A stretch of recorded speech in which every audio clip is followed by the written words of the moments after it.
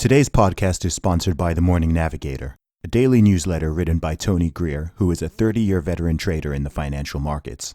I think it's important to be responsible with your personal finances and investments, and it's hard to do that without understanding the markets. Now, this is where The Morning Navigator fills a specific need for me. If you're looking for actionable trade ideas or simply to educate yourself about the markets, then The Morning Navigator will help you to do both. It's an interesting, informative, and amusing daily read. Now, a subscription to The Morning Navigator normally costs $60 a month or $650 per year. However, my listeners can go to tgmacro.com, sign up for a free one-week trial, and apply the code Zuby, Z-U-B-Y, at checkout for a discount of either $10 off the $60 a month subscription or $100 off the $650 annual subscription. As you can infer, the annual subscription is a better deal. Either one is a win when it comes to understanding the global markets and managing your personal investments. So once again, you can sign up today for a free trial at tgmacro.com. tgmacro.com. Go check it out. What's up, ladies and gentlemen, boys and girls around the world? I would like to welcome you back to the Real Talk with Zuby podcast. On today's episode, we have got on Jack Posobiec, who is a host at the One America News Network. Welcome to the show, Jack. How you doing? Zuby, thanks so much for being on, man. And congratulations to you. I've just been watching your meteoric rise over the past 18 to 12 months or so. And it's been incredible, man. It's really incredible. And you've handled it with such grace, so much optimism, so much positivity. It's been a truly, truly wonderful to see. Thanks a lot, man. I genuinely appreciate that. 2019 was a crazy year, so I'm excited to see what happens in 2020. I couldn't have predicted last year. No, it's incredible. I mean, in 2019, so much of this, I certainly felt like 2019, a lot of it was just preparation for 2020. I think it's funny because 2020, even as a word, right, even as a brand, it's been around for so long, right? You had TV shows called 2020 Vision. So this idea of 2020, it doesn't seem that new because we've been saying 2020 so many times throughout our lives, and yet now here we are, and 2020 has finally arrived. It's kind of amazing from just a meta perspective. Absolutely, man. So hopefully it's going to be a good year for all of us. So I've just done a really brief intro there, man. But for people who don't know you and haven't heard about you, why don't you introduce yourself to the audience? Yeah, okay. So my name is Jack Posobiec. After college, I lived in China for a couple of years, worked at the Shanghai American Chamber of Commerce. After working at China, I came back to the U.S., joined the United States military, ended up serving the intelligence community through the U.S. Navy, deployed to Guantanamo Bay, spent a year down there in the interrogation cell, came back, became a military officer, served numerous deployments around the world, got to do back in my East Asia capacity using some of that language skill, the Mandarin skills I picked up when I was living in China, then was able to use those on prior intelligence deployments. Then 2016, I was instrumental in running the group Citizens for Trump. It was kind of this big grassroots effort through social media to help, just on the side, elect Donald Trump as president, then ended up winning. And then starting in 2017, made the full jump into conservative media, doing that full time. And now I'm working at One America News as a sort of a daily host, segment guy that's coming on, doing a lot of reporting around the world through that capacity. But most importantly, I'm married and I have one son who just in a few months will be 2 years old, which is blowing my mind because I feel like we just brought him home yesterday from the hospital and now he's going to be 2. And how the heck did that happen, man? Awesome, man. Well, there's a whole lot of stuff to cover there. But so where are you from? Originally from Philadelphia, Pennsylvania area. Okay, cool. And that's around where you're based these days still, or have you shifted around? Of course, you moved around a lot with the military. But is that kind of home base? So 8 years ago, I moved to Washington, D.C. area. And then I've deployed out and back numerous times over the course of that 8 years. So I always joke that my stuff has been in Washington for 8 years. My dog has been in Washington for 8 years. But I haven't always been here for 8 years. Gotcha. And what was your experience in the military like? I'm sure when you said Guantanamo Bay there, some people's ears would have perked up. But what was your experience like in the military? It's interesting. It's definitely not, it's definitely not like any of the movies that you've seen or, the TV shows that you may have watched about the military or the intel community. Certainly not Guantanamo Bay. I've only seen, funny enough, I always tell people this when they ask about Gitmo, right? I said the only movie that really comes close to getting Gitmo right is, believe it or not, the Kristen Stewart one, which like, which Which like no movie? one has What movie seen. is that? So Kristen Stewart did like the Twilight Girl, right? She Okay. did a Guantanamo Bay movie where she plays not an interrogator, but she plays a guard Mm. down there who's got like I think it's an Iranian detainee, which also is not true because we don't have Iranians at Guantanamo. And to my knowledge, we've never had an Iranian, unless it was someone that they weren't sure about at one point, because that does happen. And so it captures the feeling of the place pretty well. It's just kind of like this endless nothing, constantly going back and forth. Like the detainees are stuck there. The military personnel are ordered to be there. It's like nobody's chosen to be there. You're just kind of there, and Mm. you're stuck on the butt end of the island. So there's not really much you can do. And even though, yeah, you're in Cuba, but because of the way Guantanamo Bay is, like it's an actual bay, right? Okay. So because of the way it's actually situated, there's these mountains off to like the north and the west that kind of prevent a lot of the weather coming across. So you don't get a lot of rain on that side of the island. And so it becomes essentially kind of like almost like a very arid sort of climate. There's a lot of cactus around, big rock iguanas. So people think, oh yeah, man, beaches and palm trees and Cuba must be not. Nope, nope. Just Gotcha. that one particular spot of the island, not so much. I mean, yeah, there's good, like if you're into snorkeling, if you're into diving. Diving is kind of a cult, but um, there's some people that are real into that and spearfishing and all. So you can go do all those things, but after a week, 2 weeks, 3 weeks, and you realize that it's just the same stuff over and over and over, it gets pretty monotonous. So that's probably the movie that comes closest because it's just sort of this endless blah. And I've Mm. talked to folks that have experience uh, in prisons, which is obviously different than what I served in, but they've said that the prison experience is very similar. This idea that there's prison guards, they call them corrections officers, then there's the prisoners, and it's like, look, those guards didn't order those prisoners to be there. They're there because of the court system and everything else and judicial system, but they're there. And then the guards are there. And so it's like you got to make do with what you got to make do. And so there's kind of a similar dynamic in that perspective, at least on a day-to-day basis, even though obviously the surrounding issues are completely different. Gotcha, man. And so, what was the work that you were doing there? What was your role?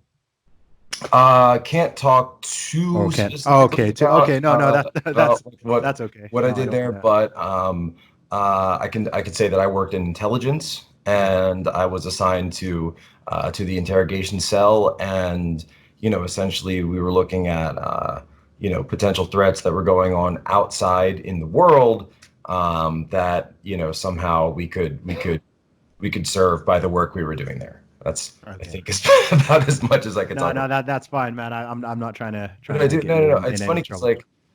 like people always ask like, "Oh, Jack, talk about your service, talk about your service." I'm like, I can't, and which is a Yeah. little annoying sometimes, especially when something happens in the news where I know some very specific information that I would love to be able to put forward to say, "Oh, actually, this is going on because of this, this, and this." But I know this, this, and this because of what I used to do, so I got to hold back. And that's just the name of the game. You sign a lifetime NDA. Though what's interesting though is typically for that stuff, there's a 25-year requirement on declassification authority. So, I'd be in my 50s before any of it was really declassified. And so we always joke, is like, what if our emails come out and you see it's like you see like our serious stuff on one side, but then on the other hand, you could maybe see like me and my buddy joking about like who our favorite Mortal Kombat character was and like favorite finishing move and all that. Even though it's obviously Sub-Zero, like there's no question. Oh Um, yeah. and MK2 Sub-Zero, not the And but because Guantanamo Bay is so high profile and because there's so much that goes into it, look, I mean, we have downtime too, you know, because it's so high profile that there actually are some people going through working with Congress to declassify a lot of those documents because there's so much public interest and lawsuits and everything going into it to find out what was going on down there. So a couple of buddies of mine, we always sort of keep an eye on it a little bit just to see if our, you know, if our names pop up at all, or you know, we had like specific like ID numbers that you'd put on reports, but you remember what your ID number was, so you would see like, oh yeah, that's one of mine. Mm-mm.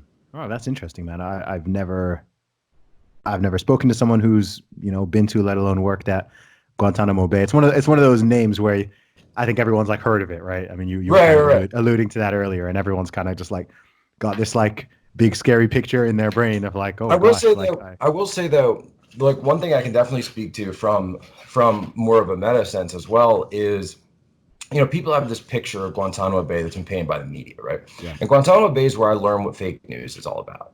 Because, you know, I had that picture before I got there. I said, oh man, people are going to be getting, you know, tortured and beat and waterboardings and Zero Dark 30 and all this stuff, CIA, you know, oh man, like with the lights flickering and like the slow moving fans and all that stuff, like the one light drop from the ceiling kind yeah, of yeah, feel, then someone sitting in a corner like, all right, wherever the yeah, bombs, you know. yeah, And it's nothing like that at all. It's literally like that's all Hollywood, you know. And if that stuff existed, it may have existed in some of those CIA sites that you hear about that went on outside outside in the world, places like Thailand, Afghanistan, etc. But as far as Guantanamo Bay, it's nothing like that at all. I mean, people are actually really well taken care of. They are very respectful and mindful of the call to prayer. They actually do the call to prayer 5 times a day. So you hear over the loudspeakers 5 times a day the call to prayer and the U.S. national anthem. So I think it's probably one of the only places in the world where you actually would hear both put out by the authorities. And mm, so, you know, when it's time for the call to prayer, they all get together and they, you know, they go do it. And some of the they have like communal living in some cell blocks. And so, you know, it's very respectful. It's very in keeping. There's cultural advisors that are, you know, reminding everybody, hey, this is why they do that. It might seem a little different to you. Like, why are they, you know, why are people washing their hands and feet before they go to pray? Why would they, you know, why would they do that, right? And you say, so, well, it's understand it's purification because mm, they want to be in a state of as much purification as they can before they go to pray. And so, to you know, to an American, to someone who's a Christian, I'm Catholic myself, you know, we're not used to saying that. What are you doing that for? And then they can explain it and say, oh, that's why they want to do that. So to, you know, someone that's just gotten there, and obviously you learn over time at what's going on, but sure, to understand that that's why it's so important to them to want to carry this out because it has to do with their cultural understanding. So so again, it's learning those things and learning how to be mindful of those things in order to approach them from not this perspective of you know, tell us the information or we're gonna you know, we're gonna, you know, harm you or your family. No, it's like be able to actually establish rapport and then work from there, even though obviously there's a large gulf between, you know, a U.S. military member and a former member of Al-Qaeda, or I guess current member of Al-Qaeda, mm, but to see if there's anything just from those shared experiences of being in the same place, both kind of having to embrace the suck, as we used to call it, yeah, being there for as long as we got to be there, and then just see if there's anything we can do to help each other. So, but then what blew my mind is that so I would be there and we would allow reporters to come in. We had reporters there all the time, Miami Herald, because Miami's not far. So Miami would come down. Then Red Cross was there all the time. We had foreign governments coming in all the time. We had U.S. governments coming in all the time. We had congressional delegations. We had senators. John McCain came when I was there, Dianne Feinstein.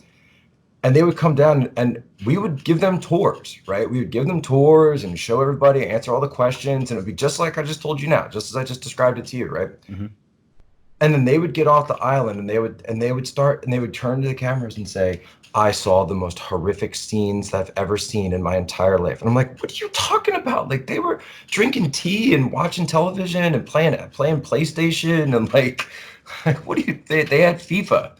Yeah. Like they're So playing that FIFA. They're, oh no, this was just inhumane, conditions. And it's like what, but they know that because we can't really be as public about it, that mm, they can get away with just saying whatever they want to say. Or like you'd have these stories about, I guess one of the biggest ones that people always hear is that some soldier threw a Koran in the toilet. Right. There's always been this story. They're like, oh, some soldier threw a Koran in the toilet. Total rumor. Right. So when we were there, we tried to track it down. We tried to figure out, okay, who was that soldier? What was that situation? What was going on? And it's funny because it's one of those ones where it's like, oh, well, I didn't see it, but a guy who was here yesterday told me that he heard that somebody on the other side of the camp. It's like, wait, slow down. Like, no. So who was that guy? Like, when did is this documented somewhere? Can I read the report? Like, what's up with that? But then the media will hear these rumors because journalists will strike up conversations with people who start spilling the beans, like start talking out of turn when they shouldn't be, don't realize who it is they're talking to, and they'll know that it's a rumor, and they'll know that it's something that's not really backed up by any evidence, but mhm. then all of a sudden that becomes sources confirm that at Guantanamo Bay, and it's like this horrible thing, and it's like, okay, but that was just a rumor. That was like in high school when you hear stuff like, crazy stuff that went on, like, oh, I heard there was this like, somebody did something to somebody's locker, this and that other thing. It's like high school level gossip and rumors getting reported as fact, back to an audience, a home audience of people who, they don't know any better. They're reading the news, Yeah. right? Also an international audience too, in this case. I mean, Oh, absolutely. I mean, that's yeah, that's a world stage. So it's insane. And by the way, that's one of the things too, because they say mistreatment, et cetera, et cetera. If we had actually committed mistreatment or if we had done something wrong, I mean, the media would have been on it like that. yeah, Like they would have been, and they would know the names and they would know everything so quickly. So the idea that they couldn't get us on anything while they were trying to in that kind of environment because we were so risk averse, right, actually speaks to the professionalism of what the people who were serving, at least when I was there, sure. were going through and the level of which they were actually performing their service. But it still doesn't matter because that's not the story they want to tell. Yeah. So I have a couple questions there. So both from there might be two different answers here. So from the politician side and then from the media side, what would be their motive to paint that picture? You said you had people in politics coming in and getting a tour of the whole place and then coming out and saying that it's terrible, it's awful, all this. Like what's the motive behind that? Why would they want to paint that picture? Well, I mean, it's which is the better story, right? Which is a story that's going to get more eyeballs, right? That's where media is coming from. Certainly, they want a story that's sensational. They want a story that's, oh my gosh, we're uncovering government corruption. Hmm. We're I uncovering, get that from the media perspective, yeah. but why would I mean, the government is the politicians, so why would a government official want to paint that picture? For the same reason, I'm holding the government's feet to the fire. I'm holding the military accountable. I'm holding this corrupt system accountable. I'm fighting for the people. So they go to, for them, it's their audience of the voters. And so if they go and they just lie to the voters about what's going on, those voters can say, "Oh, I support my senator because my senator, whether it's McCain, whether it's Feinstein, whether they're standing up for me, they're standing up for the ideals that I believe in." Because remember, the media, it's kind of a one hand washing the other situation because the media is painting a false picture about what's going on. And by the way, the reason I bring all this up is because I think we can think of other instances where this is happening. Yeah, Right? So sure. the media is is painting this horrific picture, this toxic picture of what's going on at Guantanamo Bay, and then the voters go to their politicians and say, "What are you guys doing about this?" So the politicians can't go back to them and say, oh, it's not true, right? Because then it's like, oh, you don't believe what you read in the news. You're just against the media then. And this is all pre-Trump era. So Trump has kind of changed this dynamic a little bit. Mhm. But they would just go along with it. And by them going along with it, they would then have to vilify the military. They would have to vilify the people who were serving down there. They would have to vilify like the medical corps that was serving down there, the doctors and nurses and psychiatrists that were all working like 24/7, long hours, busting their butts to make sure that everybody was taken care of to the best of their ability, and to just be lied about every day by their own media and their own politicians. It was disgusting. It's absolutely disgusting. I got you, man. So I mean, this is interesting because I mean, you are officially part of the media now, right? So I know, right? yeah.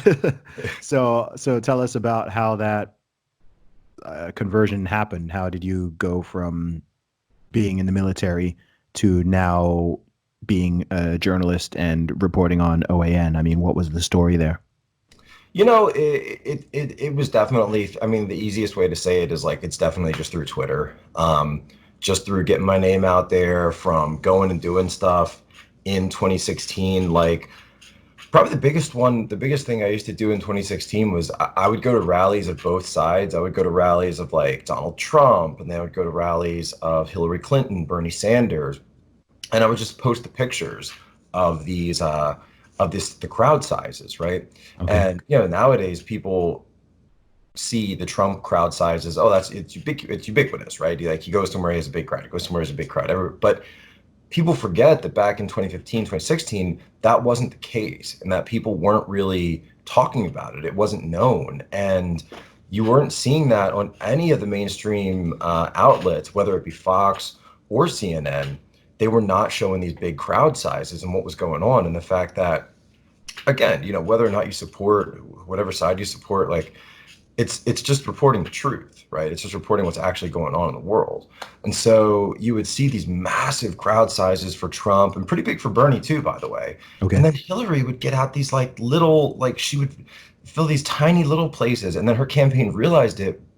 So they did something in the fall of 2016 where they started changing it. So they said, oh, it's not a rally, it's a Hillary, what do they call them, a voter registration drive. And Okay. they would book like high school, like a high school gym, and even the Mm. high school gym wouldn't be filled up in like West Philly or something. Meanwhile, Trump's playing at like these massive arenas, right? And yet this whole time we're told, oh, he's losing, he's losing, he's losing. And I'm sitting there like, I mean, okay, like I don't see it though, I just don't see it. And so that was one of the big ways that like I saw my Twitter account just start to like really, really start to rise up. Hmm. And then along the way, I knew certain people in the Republican Party, whether it be from Pennsylvania or some of the other folks I knew out of DC, that I would put out information that I had heard, through my sort of grapevine, through my network, just kind of the same way I used to in the Intel community. And then turned out that people really wanted to hear that inside information going back and forth. And so um, basically conservative media kind of picked up on that towards the end of 2016, going into 2017. And that's when I started getting offers. And then, started with one with Rebel out of Canada, did that for a little while, and then eventually landed at One America. Okay. I got you, man. And what caused you to back President Trump? Well, now President Trump. What caused you to get behind Donald Trump in the 2016 election and before it? Yeah, so I like how his politics is coming at it from a completely different perspective, right? I used to be a total basic bro Republican, like college Republican dude when I Hmm. was in college, right? Total cringe. Like I look Yep. back on some of that stuff and it's like total Bush era, just cringe. Like I look at some of that stuff and it's like Cringe in what way? just cringe in the idea that, you just went along, just totally went along with what the party was putting out, what they were saying. I mean, like I was 20, 21. I was Hmm. kind of just getting my feet wet and all this stuff, and didn't hadn't internalized a lot of the issues and debates as well as I feel like I have later. And I hadn't really had much experience outside of the world yet. I hadn't really had much experience outside of the country, and I think that having a foreign perspective, it gives you a better perspective on your own self and your own country and your own system, because once you've spent a considerable amount of time out of it, and I don't mean like hipsters that just go and like, oh, I went hiking in freaking, Yeah. Argentina for like two Yeah. Yeah. days. Like, I totally understand Argentina. No, like that's not like that. Like, I mean, like actually understanding other cultures and realizing there's different people who have different ways of thinking, totally different ways of life. And China to the U.S. is about as far apart Oh as you yeah, can. man. Yeah. I mean, I grew up in Saudi Arabia, so Yeah, there you go. I know. Yeah. Completely different from Western thinking. Eastern versus Western thinking, it's real. Like it's just real. What was China like actually? So, well, I didn't really finish my first question. So Yeah. No. Okay. I Yeah. Yeah. appreciate the fact that so I kind of got disillusioned with the Republican Party and sort of gave up on them and was like, all right, I'm just going to go do military and go do this stuff and like just politics is stupid. Why do that anymore? Um, and then Trump came in and he started like upsetting a lot of the status quo. And I like that. I like that disruption. I like the fact that he was questioning a lot of the things that we had just taken for granted forever. Why do we need to be involved in so many countries all the time? Why do we have to have these wars going on all over the place? Why do we have to be spending here and there? Why aren't we doing anything for the American people? So he turned the system on its head, and I love that.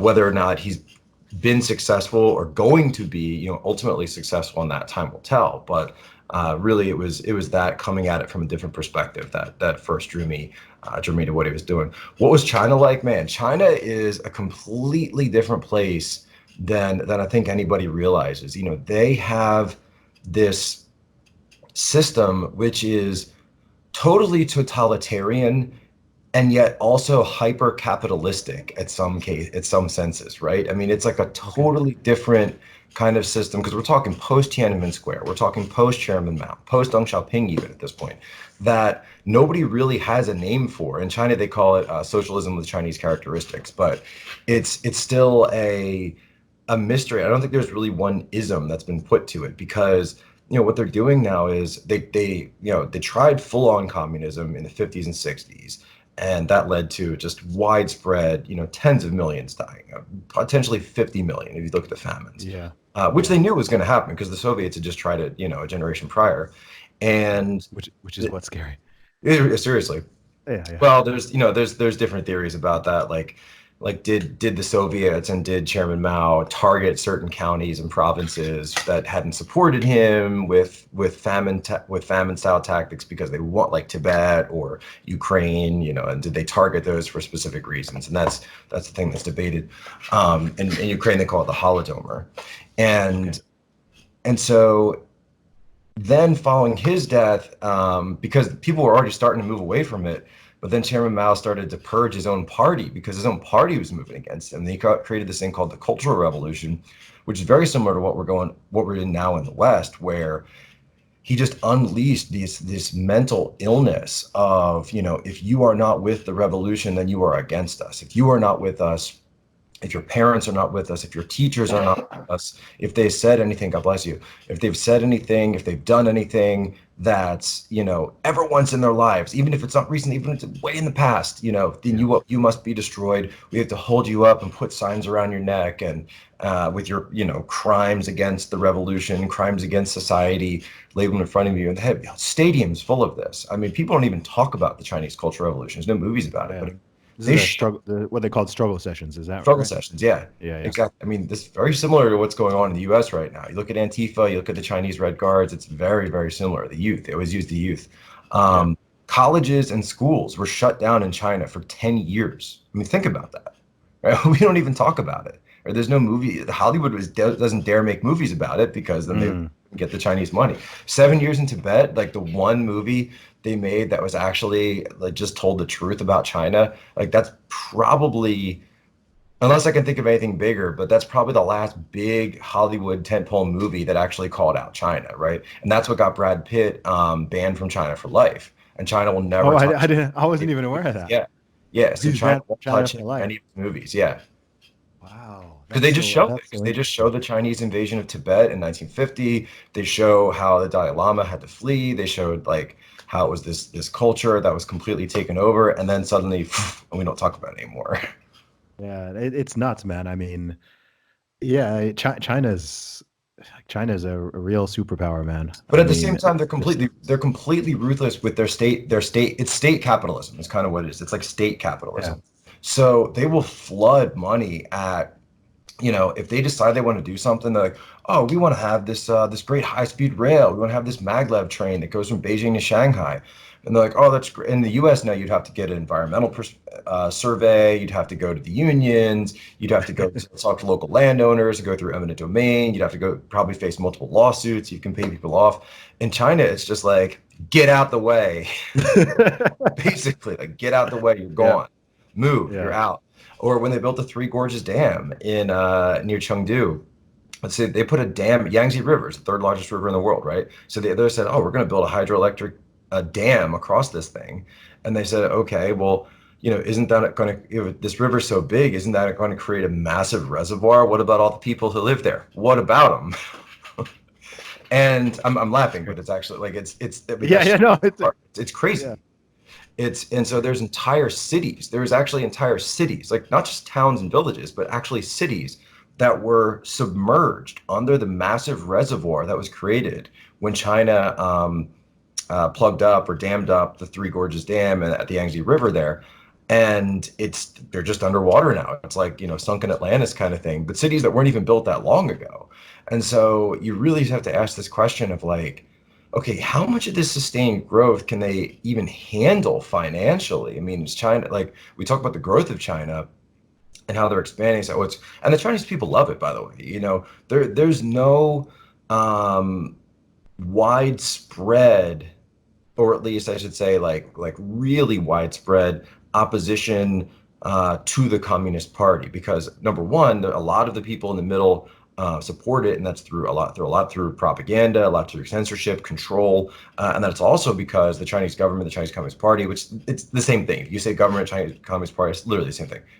yeah, yeah. It When there are dissident groups like Falun Gong, if there are dissident groups like religious groups like the Christians, et cetera, others, you see what's going on in Hong Kong, you see what's going on in Taiwan, they crack down on you, man. They will just crack down on you straight up because they will not let them even get off the ground. They won't let them grow. And now we're starting to see that even dissidents outside of China, right? Like Epoch Times is a huge dissident group owned media outlet that just tells the truth about what's going on. Right? That's all they do is tell the truth. And now Facebook and NBC and all these other groups are starting to attack them, right? And they're doing the work of China because they all want to get in on China. They all want to get on that pipeline because all these companies, remember they call them multinationals now. Isn't it funny they never refer to themselves as like American companies or British companies anymore? We're multinationals. What does that mean, multinational? Like, what are you? And there, it's more honest, isn't it? It is a little more honest, yeah. It's a And it's a little more that's the honest. funny thing about globalism in general. You go back to like the 2000s, like the mid 2000s, like they're very open about like, oh, we want a globalized world. We want, everyone's going to be the same. We're going to break down all the barriers, right? Barriers to entry. That was the big thing. Barriers to entry. Won't be any more barriers to entry. Global capital markets, global human capital. People just move. Everything we find. No more borders. Total globalization. And now it's like. You come back and then 10 years later or 15 years later and they'll say, we never said those things. You guys are just making that up. So, No, I so got a textbook right here. So here's a question. I mean, for a lot of the people who are more, center right leaning in terms of the political spectrum, the word globalism is just one of those sort of bad words that people just hear globalism and they're like, boo, globalism. We don't like globalism, right? Socialism, boo. But so for someone who's listening here, I mean, what is the sort of problem with globalism, shall we say? Like what are when people say globalism is a problem or globalism is bad or globalism is an issue or we want more nationalism, what are the sort of fundamental and core reasons for that in your own personal view? Yeah, so there's different aspects to the problems with globalism, but I think the one that's felt by most people, and I can tell this by way of a story. So I is the economic side, Okay. and A lot of people focus on the cultural side, and there's tons of obviously cultural reasons for cultural identity, national identity, absolutely, and those are kind of obvious, right? But on the economic Well, side, you say they're obvious. I don't think they're obvious to well, more than half the population. I mean language, I Yeah. mean values, I mean laws, right? Our laws are based on our values, right? So if we say that every culture is the same, and then all cultural values are the same, then that's almost like saying that our laws don't matter because our laws are based on our cultural values. And so if you're permitting other cultures to bring their values into our system, which doesn't have a system of laws based on those values, then suddenly you have this complete mismatch, and that you'll have politicians saying, "Oh, well, you're being being racist, or you're being bigoted towards that person's set of values." Is no, no, no, no, this is incompatible with our set of laws, right? And so this is how. And there's one thing to say, like, if an Orthodox religion wants to go and live by their set of rules, whether it be the Orthodox Jewish community, or whether it could be, like the Amish community in America, and certainly we want to protect that. But it's when those laws come into conflict, that's what creates problems. So you have to find a way to do that in a way that doesn't create a set of problems where you're actually breaking down our system of law, because it ultimately rests on values, and that's values that we decide, right? And so like Joe Biden talked about this recently. He said, well, he was criticized, but I think he was actually right, because he said the American system is based on English jurisprudence. I mean, that's just true. That's just a fact. Oh yeah. It's like literally, it's history. I mean, go read the founding fathers. Like, what do you think they were basing all that stuff on? You weren't just making it up as they went along. Like, they were well read, and in many cases, they even went back to the classics. They went back to the Greeks. I mean, this is a long time coming in terms of where American jurisprudence today comes from. And so to just throw that out and say, oh, and Joe Biden had to like clarify what he was saying, so don't criticize it. Why? What are you criticizing? It's a fact. It's like, how dare the sky be blue? It's the worst color ever. It's so well. Facts are dangerous. It's Facts so are dangerous. I towards mean, all the other colors. It should be yellow. So, well, it is. I guess it is yellow sometimes, especially in China. Like how they. So how does a country draw that line? Because I want to tell the economic perspective. The economic perspective is big. I was out in Michigan recently. I went to the Trump rally there. And the way I like to report on these things is talking to people in line, especially the people that show up early. Because I don't know if you've ever been to Michigan, but in Michigan right now, it's pretty cold. It's practically Canada if you look at it, and Russia, it's the same same latitude as Russia. And so it's freezing cold, and yet there's these people lined up. I said, how long you been here, sir? He said, I've been here 24 hours. I got here yesterday this time. And he's sitting down, he's got a little space heater with him, battery operated. Wow. I'm like, my goodness, what is it, man? What does it make you want to wait out for this guy, this politician? What is it? What's the reason? What's the motivation? And he said to me, I've been a union worker my whole life. My family's always been union. My family's all Democrat. I'm Democrat. My dad's Democrat. His dad was Democrat. Michigan's very Democrat state. And so I said, well, Trump's a Republican, right? So he ain't Democrat. He said, I don't look at it that way. I look at him as Trump. And I said, well, why do you support him so much? Because Trump is fighting China. And I said, hold on. What does that mean? He said that when NAFTA came in, the U.S. signed these trade deals, these multinational agreements with Mexico, with Canada, and then eventually other countries came in to find ways to exploit loopholes that were found in them. So a lot of that manufacturing base that was inside the United States, and a lot of it, which represented the main industry in Michigan, right? Detroit, the car industry, right? That was pushed into other countries, and certainly the parts manufacturer all went to China. That all went to China. So for these guys, globalism wasn't some word. It wasn't some textbook theory. This was the way of life. This was something that affected them and their lives and their livelihoods directly. And so I thought it was amazing, because I was like, man, usually when I'm in, DC or New York or LA, like I have to explain to people, why it is that I think China is an adversary to the United States economically. But to these guys, they're telling me, right there. Yeah, yeah. And he even said there was a cart going by that had, and this is an interesting story. There was a couple of carts going by in Michigan selling, like Trump hats and different things, but it's not like the official ones. It's like some people made them and they brought them out, but Yeah. nobody was touching them. Okay. And they were all sitting there, and all the people were there, and all the hats were there. And I said, "You guys are all here waiting for Trump. You've been waiting for 24 hours. Why don't you buy the hats?" And he said, "Because they're made in China." Oh, wow. Wow. Okay, that's interesting. Because they're made in China, so they wouldn't touch it because to them Interesting. having something made in China wasn't just this, it wasn't some ambiguous, esoteric, economic theory of protectionism Mm, versus, mm, mm, openness. It meant your livelihood, right? mm. It meant if I'm standing up for something made in America, that means they're thinking about how this purchase goes to aid someone in this community, which means money in their pocket that they can go and spend on someone else in that community, go to the bakery, buy something, go to a coffee shop, buy coffee, right? And so they want to put their dollars where in their own communities. They want to spend in their own Yeah, community, right? yeah. And so it was that manufacturing base. And look, you drive around some areas in Michigan. It was very beautiful, and I love my time up there, but it was also very sad because you could see these massive factories and these massive warehouses and storehouses just shut down. Yeah. And, I was trying to get, we were in the city of Battle Creek, Michigan, and I was trying to get a hotel, right? And I'm like, this is a city, right? Yeah, it's actually Mm. where the Kellogg's company is, right? The cornflakes and corn puffs Yeah, and yeah. everything. It's right there. So I said, well, surely there's got to be a hotel so we can stay in my video crew and then we'll go to the rally and everything. I said, "Oh, we don't have any hotels that are currently open." I'm like, "What do you mean you don't have hotels? Mm, Like you're a city, right?" Like, yeah, we don't really get enough people to have like we have one, but it's like kind of shut down right now.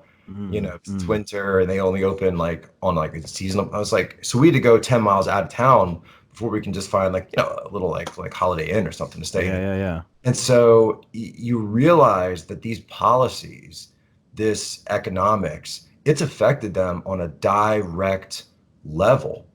And that's why, if you look at where Trump's going right now, just even the past couple of weeks, he's going Michigan. He's going to hit Michigan again. He's going to Wisconsin. He's going to Toledo, Ohio. He's working that Midwestern, what they used to call it the Steel Belt, now they call it the Rust Belt. Mm. Being from Pennsylvania, I've been out to Western Pennsylvania, Pittsburgh, Steel City, right? And it's the same deal, all up and down in Pennsylvania. It's these towns that have just been gutted. They've been Do you know absolutely what? You know what? Like when you just said that, that just hit me. Like I've heard of the Rust Belt, but it's never struck me that it was previously called the Steel Belt, and now it's called the Rust Belt. I mean that in itself, that metaphor is actually quite powerful. right. And so understanding that these things didn't just happen on their own, Mm, right? They happened because of decisions that were made by politicians and business leaders that I'm sure greatly enriched the business leaders and greatly enriched the politicians in turn, mm, but it hurt the people who were living there. It hurt the people in those areas. And we would hear this time and time again from Republicans, Democrats, didn't matter. Those jobs aren't coming back. yeah, Those yeah. jobs aren't coming back. Why? You should just learn to code. You should just learn to be a programmer. They still do that. Throw that out. Yeah, How yeah, of offensive course. is that? It's so offensive. Of course. I think a lot of it is, I mean, what you said there really something quite hit me, which is the like when you brought up that story with those guys waiting and the reason why they weren't buying those hats, right? Is there's that difference between the how would I put it? So I'm an Oxford University graduate, right? And in universities especially and amongst I guess, a lot of people with academic kind of brains, there's this natural inclination to think of everything, I guess, in terms of theory. Do you see what I mean? Right. So you're Oh, looking we've at got that in the right. intel community too, man. Oh, of course. Oh no, of course. Like Same this exact this deal. is yeah, no, this is the large swathes of the population. It's most people who went to college, I think, do this, especially to think of everything in a very kind of cerebral, theoretical way, and kind of look at everything from a distance. Do you see what I mean? Right. Right? I'm not there in Detroit or in any other part of Well, and Michigan or this is where whatever. the phrase "the It's like, ivory tower" comes from. This is yeah, that yeah, that's very much yeah. so. And then you've got, politicians who are literally very separated, both geographically and also economically and socially and everything. And they're there, like you said, ivory tower, making certain decisions and coming up with certain theories and seeing, okay, well, on paper, this is this, and on paper, this is this, and that is better, and that is better. But for that person who's on the ground, I mean, you get the same thing here in the UK. Like, if you go a little bit north of London, especially like areas like Luton, where they used to do lots of building of cars and stuff, very similar to Detroit, and parts of the Midlands and stuff like that. Lots of those areas in the past decade have just, they took a big hit a couple of decades ago. I Great. really, under the Thatcher administration specifically, and they've just never really recovered. And it's like there's two ways you can look at it, really, and it's complicated because there's truth in both of them. So for someone who's sort of, because when people say globalism, I mean, globalism is to some degree economically, it's kind of just global scale capitalism, isn't it? So it's like free market, but free market across the world. So if it's cheaper in China, if it's cheaper in India, you manufacture it out there, and then people get Exactly. cheap products and everything. And there is a benefit And to that's that, how right? they sold this to conservatives, by the way. That's how Yeah, they sold this to yeah. No, conservatives. I Yeah. understand, and there is, of course, a rift there, even within the realm of conservatism. Oh And yeah. it's like, A in very theory, yeah, and we'll definitely talk about that. And in theory, it's like, okay, that's fine and whatever. But then, of course, when you're talking to those people on the ground in those areas, or you're talking to someone who did used to work in that car factory or anything like that, and you're trying to get their perspective, it's just a whole different view of it. And I think personally, it can be a little bit. I don't know personally where that right balance is, because of course the world is always progressing. We are becoming more. I mean, I'm here in the UK recording a podcast with you from across the globe in real time, right? The world is getting sort of smaller in terms of the way we communicate, the places you can buy things from, how people can interact, do business, communicate, and all that. And things are always going to naturally progress as technology always does progress. So it's hard to sort of know how much to, I don't know how to put it, how much you let that sort of happen naturally and to do its job versus how much you kind of fight to hold on to what was working previously, if you see what I mean, right? If it makes more sense to manufacture Yeah, the that's car that's going to be. I mean, product there, that's the yeah, inherent tension of all politics, it right? is, yeah, That's it the is. inherent tension of all politics is how do we, you know, if you look at a politician as a steward or a manager Mm. of these things, which believe me, I just told you I was in DC for 8 years. There's hardly anybody who thinks of themselves that way. Yeah, yeah. It's more like they're on the golf course raising money, and their staffers are telling them like how to vote and like what bills to push. I guess there's some guys like Josh Hawley that are a little different. Sure. Or like Trump will have these it has these two of his most common golf partners are Lindsey Graham and Rand Paul. So it's Mhm. really great. So you've got someone Lindsey Graham who's like more of a neocon, and then Rand Paul who's like more of an isolationist, like libertarian type. And so you have that inherent tension, and yet Trump Mm. likes them both. Mm. So like they're constantly bickering, and then Trump kind of decides like which one is right. It's this you could do a whole movie about that. Like I'd love to see like a documentary about that or something because it's just wild. And like I hear some of the stuff that goes on, they'll, Lindsey, you better let Lindsey get this putt or else he's gonna drop a drone strike on the clubhouse, kind of stuff.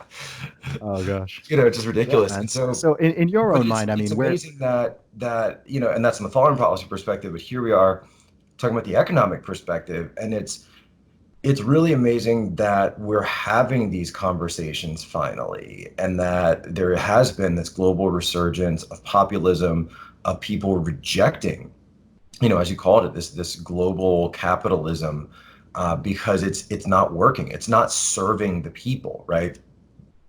And we've gone through situations like this in the past. The last time this took place was during the Industrial Revolution, right? And the Industrial Revolution hit, and obviously it disrupted so much of industry. It disrupted so much of, well, excuse me, I should say it created industry, but it disrupted so much of just the occupational market. And so there weren't jobs that were needed on farms as much anymore. And so you had these massive swaths of people across the globe who suddenly didn't have anything to do. And in some areas they went and worked into the factories, and they found out that it sucked. But then in some countries it led to the rise of unions. In other countries it led to the rise of communism and fascism and all these other isms that they said, well, this democracy stuff doesn't seem to be working out very well for me. It's not serving my needs and my family's needs. Maybe I should turn to something more extreme. And that's where you actually got this extreme upheaval. And we're kind of going through a similar, pivot point now, or turning point, I guess, to use the phrase, in terms of our economics, because we're going into the technological age. And as you just lampshaded, right? You're in UK, I'm in DC, but we're talking in real time, and so we haven't even quite understood the difference in terms of what that means, and what that means for sort of the common man and woman. But as a good politician, or in my case, public figure, or anyone who's out there, we always need to be asking the question: is, if we're pushing something, is it helping the people? Is it actually helping real people? Not like, and when I hear, like, one of the talking points I always hear from like the pro globalist crowd is, well, you can buy a big screen Chinese TV and put it in your house for way cheaper than you ever could before. It's like, well, having a big Chinese TV, I mean, I guess that's nice, like, okay, but I mean, isn't that just kind of like an opioid? Like, it's not really, it's not really doing anything. And I say that as a TV host, but I mean, it's not really helping anyone, better their life. I mean, it's, you can get information, you get entertainment, sure, but is it really, affecting you on a day-to-day basis? I would argue no. Then in some cases our screens are getting smaller too, because we're getting, cameras and little phones and watches, and now they're talking about wearables, on your eyelid and everything. So I mean, I don't even know if the big screen TVs are that important anymore. Small great job. Screen. Yeah, great talking point, globalists. Yeah. And so that's really what we need to be thinking about, and we talk about what's going on in the US right now. Not just the opioid of the television set, but actual opioids. I mean, the biggest explosion in the US right now are these deaths of despair, right? And that's alcoholism, that's drug abuse, that's suicide, the opioid crisis. I mean, this is what's going on out there, because you see in so many swaths of the US, there's just these towns, these cities that have been gutted, absolutely cratered. You talked about some in the UK that the people don't, you walk in there and you say, hey, learn to program. And you're like, that'll solve everything. Yeah. And by the way, like, learning to program it's not actually like bad advice either, but it's just tone deaf. It's just completely tone like I'm going to tell my son, he's about to turn 2. I'm going to tell him, I said, learn everything you can about computers, man. Like learn about them. I mean, actually, programming is not the number one most sought occupation. It was for a while, but then so many people learned to code that it actually the market kind of got flooded, so it's starting to come down a little bit. But people did listen to that, and so that being said, I mean, obviously the growth curve in computers is just going to be taking off, in program, et cetera, as we progress. But I do think that implicit in learn to code is also study for careers that make money, right? Train for careers that make money. And let me tell you something. In the programming industry, they don't care what degree you have. They're like, where'd you learn? I don't care. Like, can you code or not? I mean, that's pretty much what it comes down to. Yeah, absolutely, man. So, I mean, in terms of what we're talking about, I think what's really interesting with it is people traditionally in most countries tend to split politics on the sort of left-right spectrum.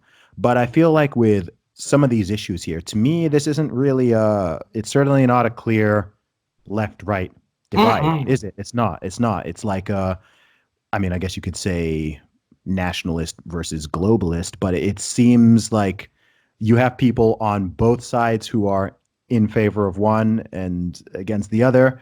And it's the same, in fact, in the UK. Of course, we've seen this. We've got Brexit, okay? And Brexit, like most people in the US, I'm sure you probably don't think this because you're really in the world of politics, but I noticed when I was in the US last year, most people assumed that Brexit was a left-right issue, and it's not. It wasn't, right? Um, it's not like, okay, conservatives are pro-Brexit and Labor are anti-Brexit. It wasn't like that. You had people like on both sides that like split both parties Right. in half. And in fact, in the UK, it was more like the more moderate, almost like the center of each side, or like maybe the left-leaning conservatives and the right-leaning Labor supporters were more pro-Remain, and then actually the sort of I don't not even the far ends, but the more sort of solidly right or solidly left were more in favor of leave, at least in terms of the parties. I don't know so much about the actual individual voters, but it's just interesting how that split happened, because that was very much, at least from an ideological perspective, it was very much a nationalist versus, more globalist. EU's not the whole globe, of course, but the So more nationalist versus part globalist of the split. reason that's happening, right? And you see that in the U.S. as well. I mean, I'll throw out a name that people probably wouldn't expect, but AOC, man, AOC is not a globalist. She's Mm, really not. And you look at some of the things she says, you look at some of the actions she's taken. Globalism is ubiquitous with multinational corporations, as we talked mm, about before. mm, So corporatism and globalism, global capitalism, right? It's ubiquitous at MNCs. And so Cortez has actually stood up to those corporations. She stood up to Amazon. She stood up to she helped. I mean, she's credited with destroying the Amazon deal. And guess what? Like, she was actually, it actually came out that just recently that her own state, New York State, was offering billions of dollars more in subsidies than they had ever said publicly mm. to Amazon to come into their city, to come into her area. And what Yeah. they were going to do was completely change the entire face of that area. Rents were going to go out of control. The job market obviously would not be conducive to the people who currently live there. Similar things are going on in Seattle. Similar things are going on in San Francisco Mm. because of the tech, sort of the tech infrastructure, the tech industry. And so AOC acted, and like, I'm going to give her credit for this. She acted on the best interests of her constituents, of the Mm. people that lived in her area. Now, that wasn't necessarily nationalism, but I guess you call it localism, Yeah. right?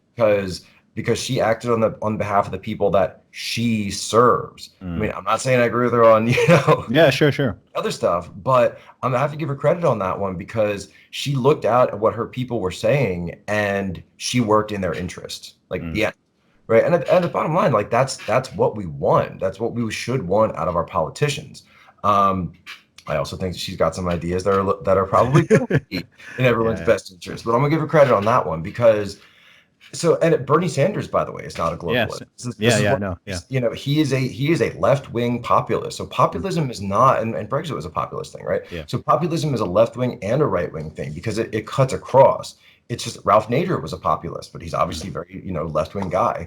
But I remember going to see Ralph Nader speak when I was in college, and I sat there and I said, yeah, you know what? He's actually got some good points about corporations. He's talking about how a lot of our government is set up to support these guys. Like I think the Aaron Brockovich movie had just come out, and that was like, talking about it was like a gas company had been poisoning the groundwater in an area, and she'd won this major lawsuit. And it's like, yeah, like, what are the pro corporatists going to say about that? Like, Mm. obviously, we should have laws to protect cities and towns and areas from these sorts of things, right? Mm. Obviously, but if you come at everything from just a pro corporate perspective, then oh well, free market will solve that. What about the people who are sick, Mm. and so it was just, though, his ideas on how to fix everything, where I was like, yeah, I'm not with you on that. Yeah, yeah, yeah. And that's why we But need a but you massive, think powerful government to regulate everything, and the government will choose who gets to be put on the board of different companies. I'm like, nah, I'm not with you yeah. on that. So how do you balance that? How do you, as someone who is a conservative, how do you balance that free market? Um, how do you balance that free market with also protecting jobs and looking out for what you may call the common man? What's the balance there? So that's, I mean, and that's the difference between conservatism and libertarianism, right? Yeah. I don't consider myself libertarian. I give a lot of the libertarians grief over some of their domestic policies, but in foreign policy, I actually kind of tend to be a little bit more libertarian. Mhm. And it comes down to this idea that economics shouldn't just be a free for all, right? We live in a real world. It's not as we just talked about. It's not a world of theory. It's a real Mhm. world.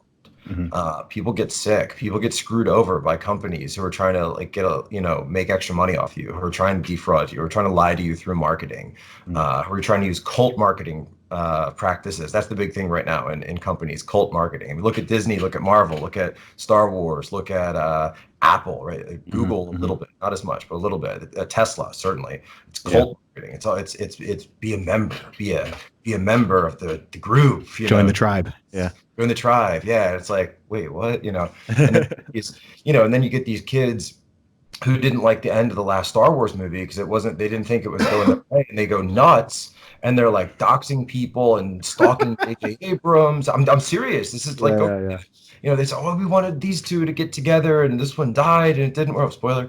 And and they go nuts, and it's because of these cult marketing practices, and that's take that to the next level is the tech giants, right? These tech companies that are exerting massive influence and control over our society in ways that, I'm sure people like Jack Dorsey never intended, to have this much power and influence.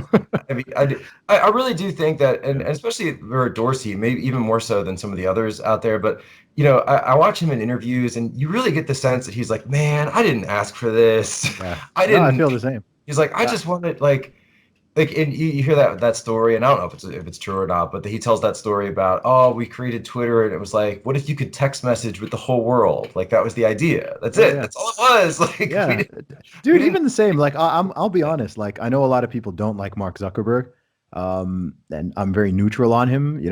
But I know when he was going through all those congressional grillings in the U.S. and he was just kind of like sitting there like a deer in the headlights with his like sipping his water like a robot. A part of me was like, man, I kind of feel sorry for this guy. Like he didn't like when he started Facebook. He was not thinking, oh, okay, in like 15 years' time, I'm going to be sitting in front of Congress, He's like, getting yeah, I'm gonna be getting controlling grilled, the world through my website. just getting grilled. He's like, man, I just wanted to like look at some hot girls in Yeah, college. and so it's like, yeah, right. Like, and so it's kind of like, hey guys, we find ourselves in this situation, and this is sort of the difference between, you could say, conservatives and libertarians. You could say the new right versus the old right, of saying, guys, look, like you have the world of theory, and that's great, and we love it, and keep doing what you're doing, but we're talking about real situations, real people. How do we face them, and what's the best outcome for everyone, right? Regardless of your politics, whether you like Trump, you don't like Trump, you think he's a Russian asset, whatever. It's what's the best situation going forward based on what we have now. Because, obviously, something like the social media giants, just it wasn't even comprehensible even a generation ago in politics. Because are they communications platforms? Yes. Are they websites? Yes. Are they outlets? Yes. And they're like all these different things in one. It's something new. We don't even have words for it yet. So how could we possibly have laws that govern it? And how could we possibly even have theories that catch up? Because technology is moving faster than theory. It's moving beyond these things. So we have to kind of go back to bedrock. And I always do this with folks. They say, well, Jack, what about this? And what about this line of this Federalist paper, and this one founding father said this? I say, hold on, all right, slow down. Like let's just go back to 101, right? Declaration of Independence, Thomas Jefferson, right? What did he say? He said, we have governments to secure our rights. Right there. Pretty big. Boom.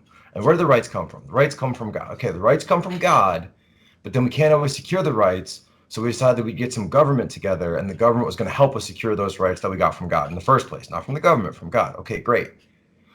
Well, some company's coming along, and is infringing upon those rights, right, it doesn't matter that that company isn't part of the government, right? Or individual, or I don't know, terrorist group, or whatever it is, right? Whatever it is, if someone's infringing on those rights, we can use this power of government to secure our rights, because that's the way this is supposed to work. It's like perpendicular, right?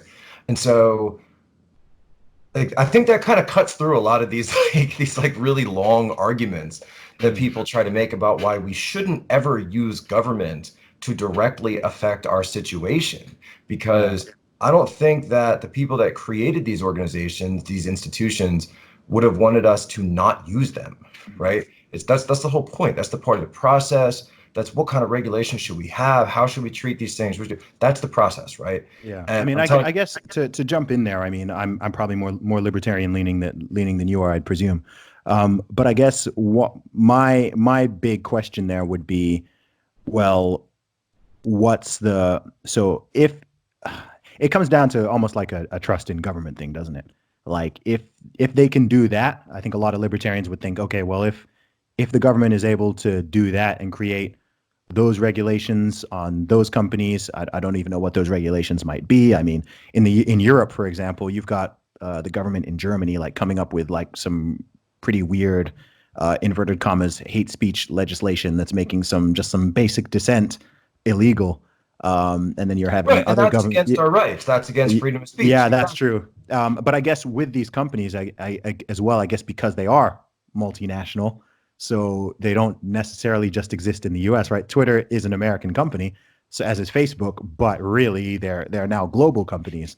So even though the U.S. has its Declaration of Independence, the UK doesn't, France doesn't, Germany doesn't. Like every country's got a different, like the way rights are even viewed in the UK versus the US is Precisely. really, yeah, it's really, really different. So I do think that actually it's a little more complicated than that. I mean, I think if Twitter and Facebook were just in the US, then it might be a little bit more straightforward. But yeah, I don't really know how it squares up, especially when you think of it on a more global scale in that regard. I don't know if you've thought And about that. again, we're talking about the problems with globalism. Yeah, sure. Yeah, yeah. because Yeah, yeah. because different guys, this is exactly what we talked about, right? Yeah. Different countries have different values, they have different sets of laws that come from different means, and it messes things up when you just start trying Yeah. to throw it all together. But surely, I mean, I assume you'd agree that some degree of globalism is good.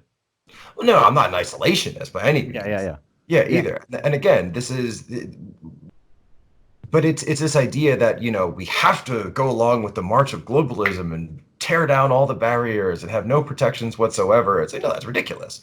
That's silly. It's also not pragmatic. It's not sensible, right? The idea was, you go back to just sort of a sensible realist policy that countries can make agreements with each other that adhere to what makes sense, again, for the situation at hand, not necessarily because of some esoteric theory of global governance and international law, but hey, this works for the US, this works for the UK, this works with the UK and the EU. Oh, the UK is not in the EU anymore. All right, maybe we can renegotiate. Like that sort of thing that is, by the way, like actually how a lot of this works anyway, but it's just they don't talk about it, right? It's that's all behind closed doors that they go through these things. Like, what do you guys really need? All right, we'll do this. All right, what do you guys really need? We'll do this. But then they call it, these broad international agreements. I mean, TPP was a great example of that. TPP was just this massive handoff to China. I mean, it would have basically ceded the entire Asian market to China. And both the left and the right in the United States were against it. And just actually, as you said, it was like that middle stripe of people that were pushing it. It was like these very technocratic, like Hillary Clinton, Michael Bloomberg, Bush dynasty type people that were pushing it. And it was like, what is this thing? This is weird. Yeah. Why would we do that? Yeah. And what about from a competitive standpoint? So say if the US adopted, I don't know what these policies may be, you could maybe call it more sort of protectionist policies, or more, I know some people like the term America First now, or say that was the Or policy that, productivist. yeah, sure. I don't know what terms people like to use, but if that were Well, I don't know. done, I'm just popping that then off. yeah. Then I mean, I guess from an economic standpoint, how would how would that affect the US's competitive nature compared to other places. Again, on a global scale of things, because of course the U.S. economy is very, very, very, very powerful and is a global leader, and there's tons of trade and stuff like that.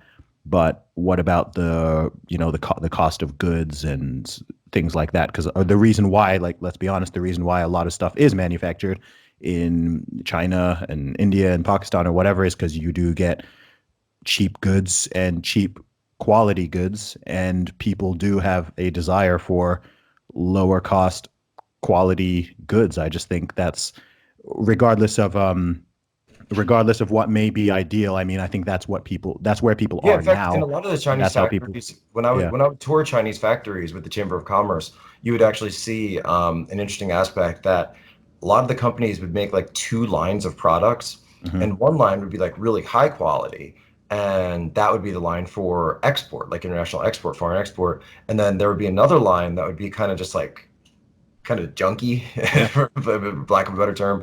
And I said, "What's this for?" This is for internal in China, Mm. but they realize that they can make money off of both, so they know, right? They know that they're making the higher quality stuff for the foreign market, Mhm. and the lower quality stuff is going internal. And these are big name companies too that are doing this, and so everybody's in on this. Like everybody gets Yeah, it. sure. That's obviously the idea. The competitive angle is basically it's kind of restoring those ideas of, all right, instead of just letting the business owners reap all the rewards of like obviously cutting costs and then cutting out worker costs in the US, without having to pay the workers as much, they're paying cheap, in some cases slave labor, less. Obviously they're making a difference and they're making a killing, right? That's the Walmart model. That's so many models. Mm. The idea being is that because it's been so much of a run on these I'm supposed to put it, depreciated communities, depressed communities, that, all right, we've realized that now that the disparity, the gap has gotten too large. And Mhm. so you want to kind of shrink that down a little bit. Like, okay, you had your fun, but these people are getting a little bit antsy about it. And you don't want them coming with the pitchforks and knives. Remember the 1% and the Oh, 99% of and course. Yeah, of course. and all that, right? This is where those ideas come from. This is where that anger comes from. And Mhm. so you want to manage it properly so that you're doing what's best for the company within or country within reason, within from a sensible perspective, but also taking care of the people who don't have access to these massive capital markets, who Mm. don't have access to global competitiveness, and who are just trying to live their lives on a Mm. regular basis. Sort of the average man, the common person. Are they served by going and deploying to Iraq and Afghanistan and Mhm. everywhere else in the world to go kill the bad guy, Yeah. and then coming home and finding out that the bank repossessed the ranch because nobody could afford the payments on the loan, and suddenly it all goes like, Mm. where's my job? And this is what's going on.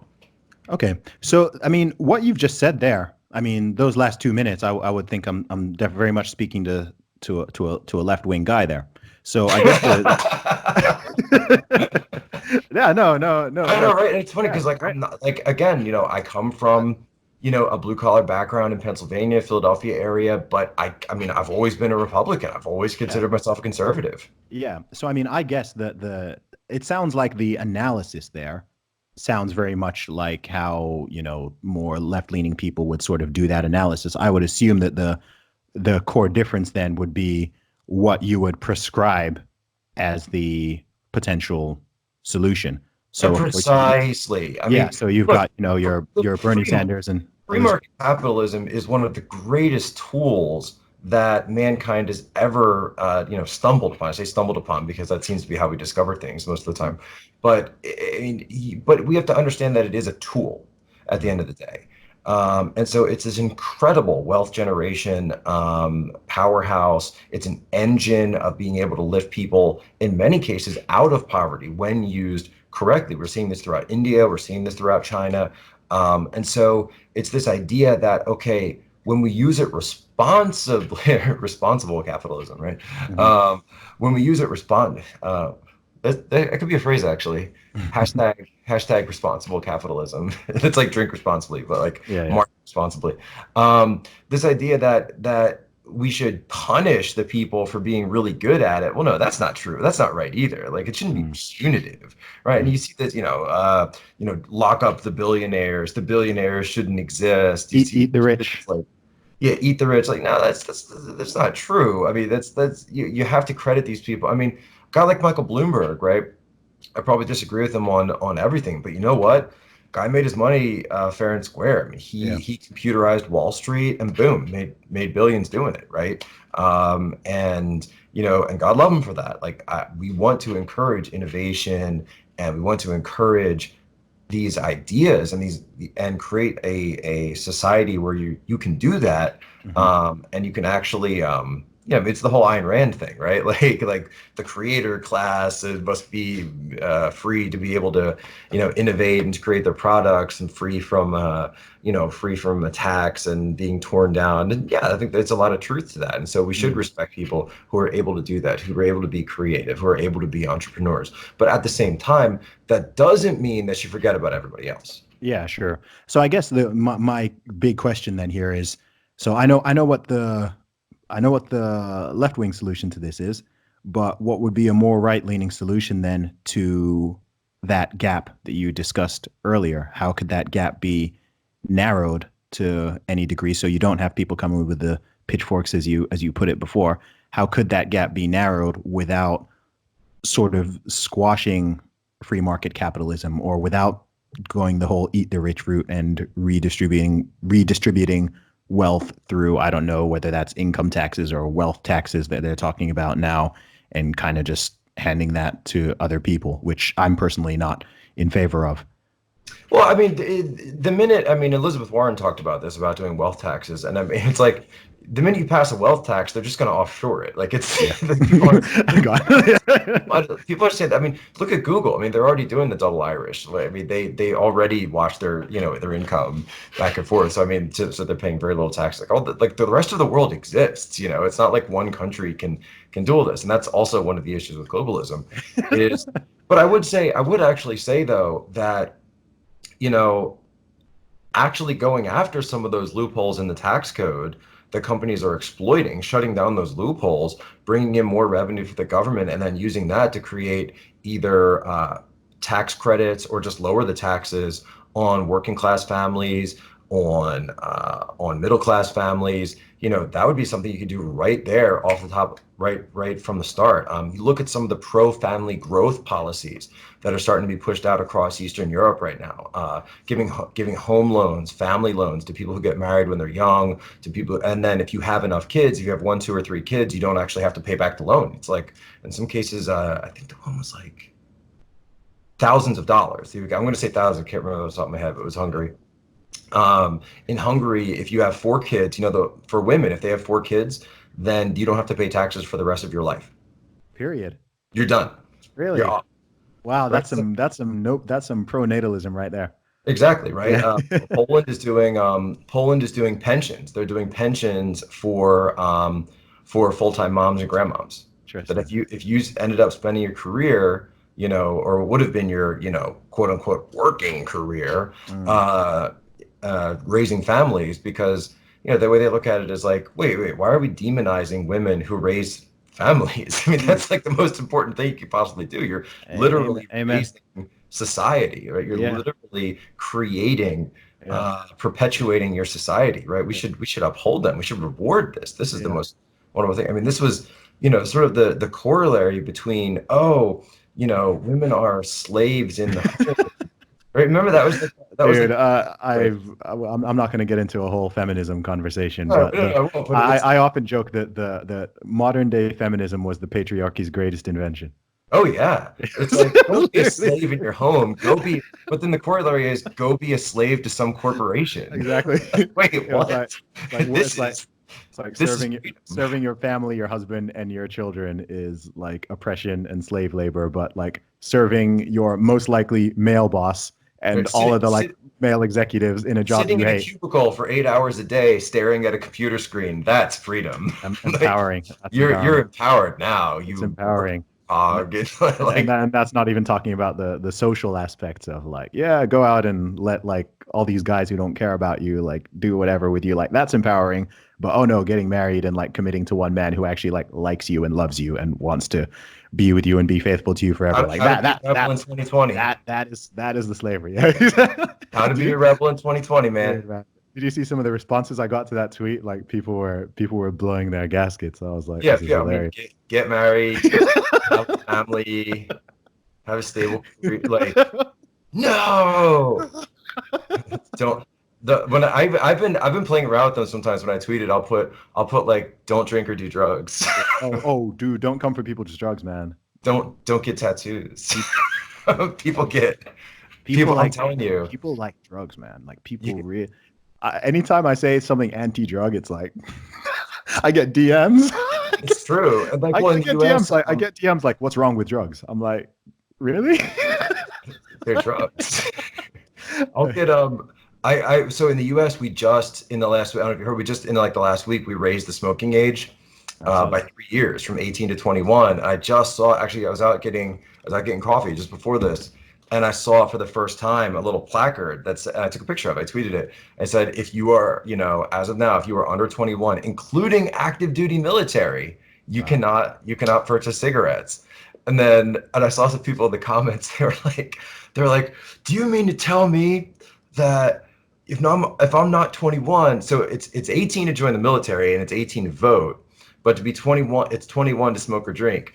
And so people were saying, so I can join the military and I can vote if I'm 18. Well, shouldn't that age be raised then too? And I was like, yeah, okay, let's do it. Yeah. Yeah, Like no, you're it's interesting. I mean, I do think raise the voting age. I have always thought even needing to be 21 to drink in the US. I have always thought that's pretty ridiculous to be honest. Because But in most like in Europe it ranges from like 14 to 18. I think 18 is the oldest of any country in Europe. But it's in China, actually, when I was in China, they didn't even have it. they didn't even have it. Yeah. They no Yeah. no there's no age whatsoever. Yeah. The US is really interesting. One thing I always find really interesting in the US is it's simultaneously one of the most free countries in the world in many ways, but it's also like way more regulated. But so here's the thing with the There's U.S. way So more here's the thing with the regulation U.S. than and other drinking places. age, right? And I can say this as someone who in my life at one point did drink, but now I've been sober 14 years. Um, so here's why the drinking age in the U.S., regardless of what the drinking age is, whether it's 18, 21, 25, whatever you do, right? Here's why it's always going to create that tension, because we tell teenagers and kids, etc., that you can't drink until this point. You can't drink in this point. You can't do it. And then we glorify drinking. We Yeah. glorify every movie, every commercial, every TV show. It's like, let's do shot. Every song, the Yeah, music, yeah, that's it's true. alcohol. It's glorified. It's like the greatest thing. Shot. Like everybody's drinking all the time. And look how beautiful we are. And look at how much affluence and wealth and happiness and everything associated with it. It's all because of alcohol, Yeah, right? yeah, And so there's massive marketing behind behind alcohol. As if, but you can't have it. yeah. That's a very good So, point. so, and I mean, so you wonder why teenagers then are always like doing everything they can to like sneak and get in get into mom and dad's liquor closet or whatever it is, and get a case of beer when you're a senior in high school, and then you turn 21, and then they go, they explode. Right, and that's Yeah, colleges, right? That's the yeah, college atmosphere. So we get mom and dad out of the picture, and they go to college, and then they blow up because why? Because like you're sending these crazy mixed messages, right? Society is sending these mixed messages from a perspective of this is the greatest thing you could possibly ever have in the world, but you're not allowed to do it. It's like what? it is interesting. I have always found it bizarre. I've been like, Right. So okay, so when I went to I China, can buy it was this like AR-15, but I can't drink. Okay. right. In China, it was like they don't have that it was like, hey, we have a drink, and if you drink it, it's good. Yeah. Like that's the extent of like their drinking push from society. Mm, So and then they see dad drink, like, oh yeah, dad's having a drink, yeah, and yeah. that's it. That's interesting. No big And deal. then of course in Saudi Arabia, Right. totally Well, yeah. zero. Yeah, man. It's interesting, but I think that's the as you we were talking to at the very beginning of the podcast, I think that's the sort of one of the core benefits you get by not just traveling, but by living in different places with different cultures and just being able Right. to see One things from thing, different one angles. big criticism that I would have of Republicans and conservatives is that they they put everything, they define everything by individual responsibility, which is good, which is very good, and that should be our standard. It's our legal standard, obviously.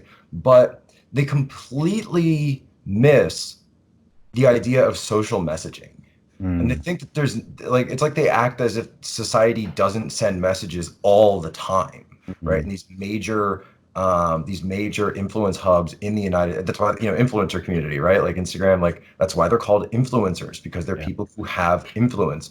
Because they send social messages, right? Mm. You mean to tell me the Kardashians don't have social power in the United States? Have you seen the United Of States? course, man. Yeah. Right? Like that's power, right? Down That's to what women want to look like. Right, and that's so the Kardashians got big. Now all of a sudden, oh, Media Matter's gonna love this, but all women want to look like Kardashians now. Everyone, even the one, they're like, it's like, but wait, there's an Armenian. Doesn't matter. It doesn't Doesn't matter. matter.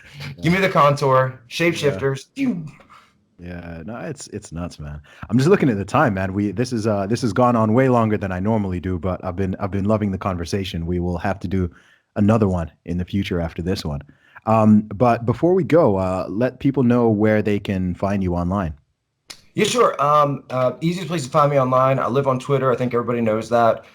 Just hit 600,000. Woohoo. Thank you so much to everybody who follows on there. Congrats. JCKPOSOBIEC. Thank you. Also on Instagram. And of course, One American News. We're on YouTube and then OANN.com. We've got like an international stream. You guys can subscribe on there. We do 24/7 news. And I'm there, man. I'm there. This year, I've got two projects I'm working on right now. One of which is a book on Antifa, going to be breaking down everything about who they are, where they come from, how this is not a new group by any, I mean, Antifa goes back 150 years or more. And Mm. so understanding this ideology and what it means to today through their own words, in many cases, that's what we're going to be doing. And then I did a huge marketing push on this. We're fully funded. We're putting out a graphic novel Oh, later this nice. year. It's going to come out. So it's kind of based around myself, a couple other folks, and sort of like the conservative community, and looking at these ideas of globalism, climate change, the green agenda, but through a different sort of lens, through a story, through art, through culture. And I'm working with like DC and Marvel level people in terms of doing it. The guy who created Bane, the character Bane from Batman, is literally Wow. like working on the comic. So it's That's so really dope. amazing. It's really amazing. Awesome, man. And that's coming out later this year? I'll be out later this year. Yeah. Fantastic, man. I look forward to checking that out. Awesome, All right. man. We'll have to Jack, get you an issue too, man. awesome, man. Get you in with the headphones. You'd be So on this is real Morpheus. talk. This is real talk with Zuby. We've just had Jack Posobiec. Thank you so much for coming on the show, man. I appreciate it. Thanks, Zuby.